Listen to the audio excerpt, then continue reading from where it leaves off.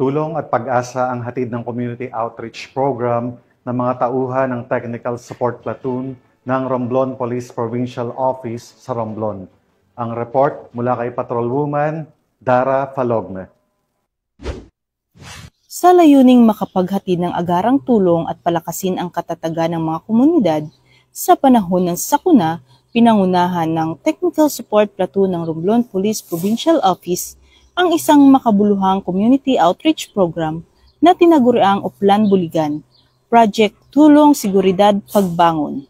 Ang aktibidad ay sinagawa sa Barangay Progreso West, Ojongan, Romblon sa pangunguna ni Police Captain Ricky F. Brand II, platoon leader ng nasabing unit. Bilang bahagi ng relief effort, 60 food packs ang ipinamahagi sa mga pamilyang naapektuhan ng Tropical Storm Opong. Layunin ng inisyatibong ito na hindi lamang magbigay ng agarang tulong, kundi upang mapalakas din ang ugnayan ng kapulisan at mamamayan at isulong ang diwa ng bayanihan sa gitna ng krisis.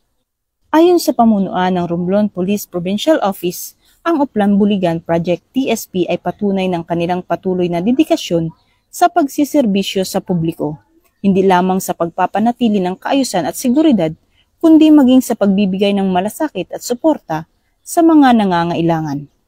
Ang aktibidad ay isinakatuparan katuwang ang iba't ibang lokal na ahensya at mga stakeholders sa komunidad na nagsama-sama upang tiyaking maiparating ang tulong sa mga higit na nangangailangan.